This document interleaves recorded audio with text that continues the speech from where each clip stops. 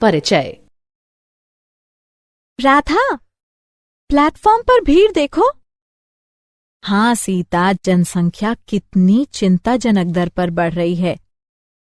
तुम्हें पता है, भारत की जनसंख्या 1.2 अरब को पार कर चुकी है। हाँ, और यदि जनसंख्या का बढ़ना इसी तरह से जारी रहा तो हम हमारी सारी बुनियादी जरूरतों से वंचित रह जाएंगे। हर किसी को परिवार नियोजन के महत्व को समझना चाहिए। हाँ, किंतु इसके लिए हर किसी को जनन स्वास्थ्य और जन्म नियंत्रण का बुनियादी ज्ञान होना चाहिए। परिवार नियोजन में जनन स्वास्थ्य के ज्ञान की क्या भूमिका है? अच्छा, आओ मैं तुम्हें जनसंख्या विस्फोट को रोकने में जनन स्वास्थ्य और इसके महत्व की जानकारी के बारे में विस्तार से बताऊंगी। उद्देश्य: इस पाठ के अंत में आप निम्न करने में सक्षम हो जाएंगे: विभिन्न जनन समस्याओं और कार्यनीतियों की पहचान करना, जनसंख्या विस्फोट के कारणों को समझना, जन्म नियंत्रण की विधियों की पहचान करना, एमआरटी को समझना, यौन संचारित संक्रमित रोगों की जानकारी प्राप्त करना, बंध्यता के कारणों को समझना। जनन स्वास्थ्य। जनन स्वास्थ्य न केवल जनन रोग या अशक्तता से मुक्ति की, बल्कि संपूर्ण शारीरिक, मानसिक और समाज कल्याण की एक अवस्था है। जनन स्वास्थ्य का सरोकार जीवन की सभी अवस्थाओं में जनन प्रक्रियाओं, कार्यों और प्रणाली से है। जनन स्वास्थ्य समस्याएं। जनन स्वास्थ्य की मुख्य समस्याओं में शामिल हैं अनैच्छिक संगर्भताएं यानी गर्भधारण, मातृ मृत्यु और अक्षमताएं, यौन संचारित यानी संक्रमित रोग, बंध्यता यानी बांझपन, किशोर अवस्था की जनन स्वास्थ्य समस्याएं। जनन स्वास्थ्य कार्यनीतियां। संपूर्ण जनन स्वास्थ्य के लक्ष्य की प्राप्ति हेतु एक राष्ट्र स्तरीय रणनीति का अनुसरण किया जाता है। इसमें विभिन्न कार्यक्रम शामिल हैं, जैसे परिवार नियोजन कार्यक्रम 1951, जनन एवं बाल स्वास्थ्य सेवा कार्यक्रम, विद्यालयों में यौन शिक्षा प्रावधान, स्वच्छ यौन क्रियाओं और यौन संचारित यानी संक्रमित रोगों की जानकारी का प्रबंध, लोगों को जन्म नियंत्रण के विकल्पों, स्तनपान के महत्व आदि की शिक्षा, उल्पवेधन यानी इम्यूनोसेंटेसिस पर वैधानिक प्रतिबंध। जनसंख्या विस्फोट।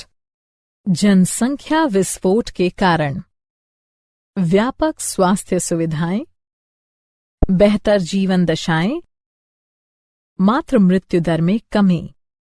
मातृ मृत्यु दर प्रसवावस्था के दौरान 1 वर्ष में होने वाली मातृ मृत्यु की संख्या तथा उसी वर्ष में जन्मे जीवित बच्चों की संख्या का अनुपात है। शिशु मृत्यु दर में कमी। शिशु मृत्यु दर 1 वर्ष के अंदर मरने वाले बच्चों की संख्या को उस वर्ष जन्मे जीवित बच्चों की संख्या से विभाजित करने को दर्शाता है। मृत्यु दर में कमी समय की एक निश्चित अवधि के दौरान एक निश्चित क्षेत्र की जनसंख्या में होने वाली मृत्यु का अनुपात है। सामान्यतः प्रतिवर्ष 1000 लोगों में से होने वाली मृत्यु की संख्या के रूप में इसकी गणना की जा सकती है। मूल्यांकन। आगे बढ़ने से पहले आइए जानें कि आपने कितना सीखा है। सही विकल्प को उठाकर उसके संगत स्थान पर रखें। मूल्यांकन। आगे बढ़ने से पहले आइए देखें कि आपने क्या कुछ सीखा है। सही क्रम में मिलान करें।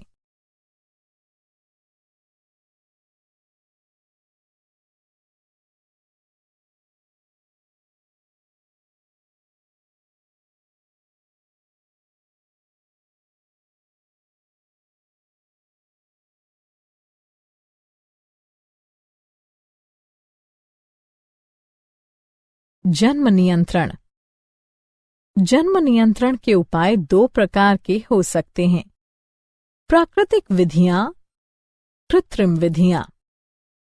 राष्ट्र स्तर पर जन्म नियंत्रण के विभिन्न कार्यक्रम शुरू किए गए हैं, जैसे विवाह की वैधानिक आयु बढ़ाकर स्त्रियों के लिए 18 वर्ष और पुरुषों के लिए 21 वर्ष करना, दंपतियों को छोटे परिवार के लिए प्रोत्साहन, हम दो हमारे दो को बढ़ावा। जन्म नियंत्रण की प्राकृतिक विधियां। प्राकृतिक विधियां डिंब एवं शुक्राणु के मिलने की संभावनाओं के परिहार के सिद्धांत पर कार्य करती हैं। वे इस प्रकार हो सकती हैं: आवधिक संयम। इस विधि में दंपति आवर्त चक्र से 10 से 17 दिनों तक, जिसके दौरान डिंबोत्सर्जन की संभावना रहती है, संभोग से परहेज करते हैं। बाह्य स्खलन या अंतरित मैथुन। इस विधि में वीर्य सेचन से बचने के लिए पुरुष साथी स्खलन से ठीक पहले योनि से अपना लिंग बाहर निकाल लेते हैं। स्तन्यकालीन अनावर्त। इसका तात्पर्य उस अवधि से है जिसके दौरान मां बच्चे को स्तनपान कराना जारी रखती है और इस दौरान गर्भधारण की आवधिक संभावनाएं प्रायः नगण्य रहती हैं। जन्म नियंत्रण की कृत्रिम विधियां। रोध विधि। रोधक साधनों के माध्यम से अंडाणु और शुक्राणु को भौतिक रूप से मिलने से रोका जाता है। उदाहरण: कंडोम। ये रबर या लेटेक्स के बने होते हैं जिनसे पुरुषों के लिंग या स्त्रियों की योनि या गर्भाशय ग्रीवा को मैथुन से ठीक पहले ढका जाता है। इसके फलस्वरूप स्त्री के जनन मार्ग में शुक्राणु का प्रवेश नहीं हो पाता है। डायाफ्राम यानी तनुपट, गर्भाशय ग्रीवा टोपी, वॉल्ट। अंतःगर्भाशयी युक्तियां। ये युक्तियां विशेषज्ञों द्वारा योनि मार्ग से गर्भाशय में लगाई जाती हैं। ये शुक्राणुओं की भक्षकाणु क्रिया यानी फैगोसाइटोसिस बढ़ा देती है, जिससे शुक्राणुओं की गतिशीलता तथा निषेचन क्षमता कम हो जाती है। गर्भ निरोधक गोली। प्रोजेस्टेरॉन अथवा प्रोजेस्टोजन एस्ट्रोजन के सम्मिश्रण की छोटी खुराकों के रूप में उपलब्ध। ये गोलियां आर्तव काल यानी 7 दिन की अवधि को छोड़कर रोज ली जा सकती है। ये अंडोत्सर्जन और रोपण को संदमित करती हैं। टीके के रूप में गर्भ निरोधक। प्रोजेस्टोजन अकेले या फिर एस्ट्रोजन के साथ सम्मिश्रण में टीके या त्वचा के नीचे अंतरोप यानी इम्प्लांट के रूप में दिए जाते हैं। शल्यक्रिया विधियां। इन्हें बंध्याकरण भी कहा जाता है। ये विधियां गर्भधान से बचाव की अवधि विधियां यानी टर्मिनल मेथड्स हैं। ये 2 प्रकार की होती हैं: शुक्रवाहक यानी उच्छेदन, वैसेक्टोमी। इसमें शुक्रवाहकों के एक छोटे भाग को हटा दिया जाता है। नलिका उच्छेदन। इसमें डिंब वाहिनी के एक छोटे भाग को हटा दिया जाता है। सगर्भता का चिकित्सीय समापन। गर्भावस्था पूर्ण होने से पहले जानबूझकर या स्वैच्छिक रूप से गर्भ के समापन को चिकित्सीय सगर्भता समापन या प्रेरित गर्भपात कहा जाता है। भारत सरकार ने चिकित्सीय सगर्भता समापन के दुरुपयोग को रोकने हेतु इसे कुछ सख्त शर्तों के साथ 1971 ईस्वी में कानूनी स्वीकृति प्रदान कर दी थी। सगर्भता की पहली तिमाही अर्थात 12 सप्ताह की अवधि के दौरान चिकित्सीय सगर्भता समापन को अपेक्षाकृत अधिक सुरक्षित माना जाता है। यौन संचारित रोग। सहवास जन्य रोगों या संक्रमणों को सामूहिक रूप से यौन संचारित रोग कहा जाता है। सुजाक, उपदंश यानी सिफिलिस, जननिक परिसर्प, क्लेमिडियता यानी क्लेमिडियासिस। लैंगिक मस से। ट्राइकोमोनसता यानी ट्राइकोमोनियासिस, यकृत शोथ बी और एड्स। संचरण की विधि: रक्ताधान, असुरक्षित सहवास, संक्रमित सुइयों और शल्य उपकरणों का साझा प्रयोग, संक्रमित मां से बच्चों को। यौन क्षेत्रों में लक्षण: खुजली, तरल पदार्थ का स्राव, दर्द, सूजन। जटिलताएं यानी समस्याएं: श्रोणि शोथज रोग, गर्भपात, मृत शिशु जन्म, अस्थानिक सगर्भता, बंध्यता, जनन क्षेत्र में कैंसर।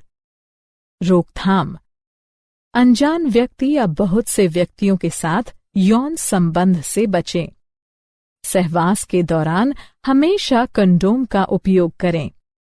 संदेह की स्थिति में आरंभिक जांच और संपूर्ण चिकित्सा से समस्याओं से बचाव हो सकता है।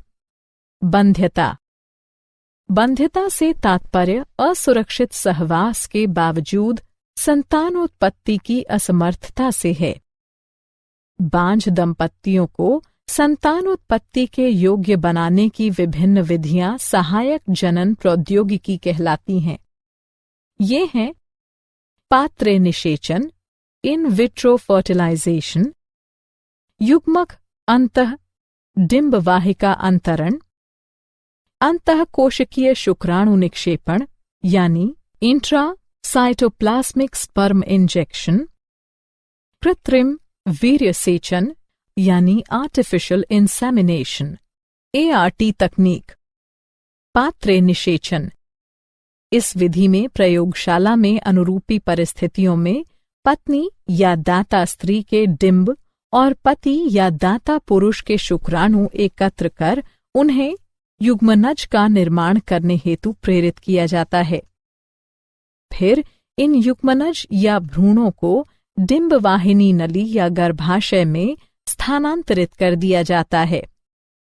युग्मक अंतः डिंब वाहिनी नली स्थानांतरण: इस विधि में दाता के डिंब को दूसरी स्त्री की डिंब वाहिनी नली में स्थानांतरित कर दिया जाता है। अंतःकोशिकीय शुक्राणु निक्षेपण: इस विधि में प्रयोगशाला में एक शुक्राणु सुई के जरिए सीधे अंडाशय में निक्षेपित कर दिया जाता है। कृत्रिम वीर्य सेचन: इस तकनीक में पति या किसी स्वस्थ दाता से लिए गए शुक्राणु को कृत्रिम रूप से स्त्री की योनि अथवा गर्भाशय में डाला जाता है। मूल्यांकन: आगे बढ़ने से पहले आइए जानें कि आपने कितना सीखा है। चित्रों को उनके सही वर्गीकरण के समक्ष रखते हुए निम्नलिखित विधियों का गर्भनिरोधक विधियों में वर्गीकरण करें। क्या आप जानते हैं? Loyola university Chicago स्ट्रिच school of medicine के जनन अंतस्राव विज्ञान विभाग के निदेशक के अनुसार शुक्राणु पर लैपटॉप कंप्यूटरों से उत्पन्न ताप का नकारात्मक प्रभाव पड़ सकता है। अंडकोश के निकट ताप शुक्राणु को क्षति पहुंचा या मार सकता है, जिसके फलस्वरूप शुक्राणु की संख्या या गतिशीलता में कमी या फिर पूर्ण बंध्यता भी आ सकती है। इसलिए शुक्राणु को क्षति से बचाव हेतु लैपटॉप को हमेशा मेज पर रखना चाहिए। सारांश: आइए हमने जो कुछ सीखा है उसे संक्षेप में दोहराएं। जनन स्वास्थ्य का तात्पर्य जनन की सभी अवस्थाओं अर्थात शारीरिक, भावनात्मक, व्यावहारिक और सामाजिक पहलुओं के कल्याण से है। स्वास्थ्य की बेहतर सुविधाओं तथा जीवन के रहन सहन की बेहतर परिस्थितियों के कारण जनसंख्या में विस्फोटक वृद्धि को बढ़ावा मिला। जन्म नियंत्रण के लिए विभिन्न गर्भनिरोधक उपाय अपनाए जा सकते हैं। चिकित्सीय सगर्भता समापन आमतौर पर बलात्कारों, संयोगिक सहवास आदि के कारण होने वाली अनचाही सगर्भता से छुटकारा दिलाने हेतु किया जाता है।